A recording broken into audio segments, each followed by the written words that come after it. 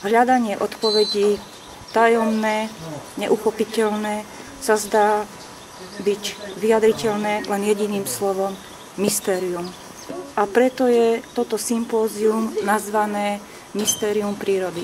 Páčia sa mi hory, prostredie, vzduch, ohromne sa tu dýcha. Sme v Tatrách, je tu strašná zima teraz a dali mi do ruky motorovú pílu. Ja, taký jemný človek, som dostal motorovú pílu a som mal niečo vytvoriť. V prvom pláne je to drevo, v druhom pláne je to červotoč, v treťom ide o chrám, v ktorom sú krásne skvosty sochárske, teda pamiatky. Tento nesmrteľný živočík ich stále štrikuje a štrikuje. Výtvarnička z Južnej Ameriky využila okrem prírodných farieb aj popol. Vysvetlenie na umelom hodvábe, ktorý v horskom prostredí, teda vo finále, rozvlnilo prúdenie vzduchu, boli otlačky ľudského tela. Regina poprvýkrát siahla aj na tvorivú prácu s drevom.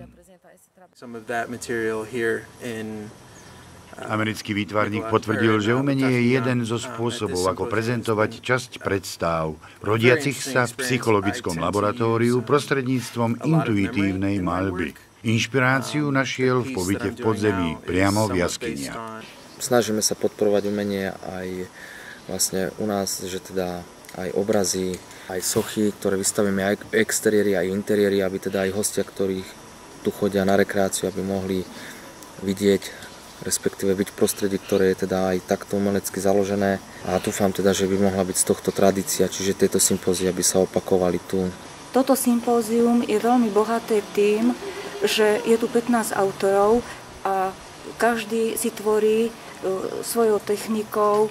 Nie je to sochárske sympózium alebo len maliarské, ale máme tu od kresby, maľby, svoch, inštalácií, fotografií, všetko.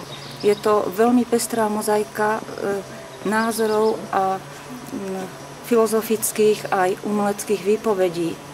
Mám prírodu rád, tak som aj rád prišiel do Liptovského Jána. Začal som tu tým, že som vytvoril sochu, ktorá súvisí s krajinou. Ja to tak chápem, ako že tu máme možnosť poznať geológiu človeka, nahromadenie skúseností za celý život, ktoré sú dané aj národnosťou, aj tou umeleckou praxou. Je to super, lebo keď sa umelci nestretávajú, tak sa nedostanú ani o krok ďalej.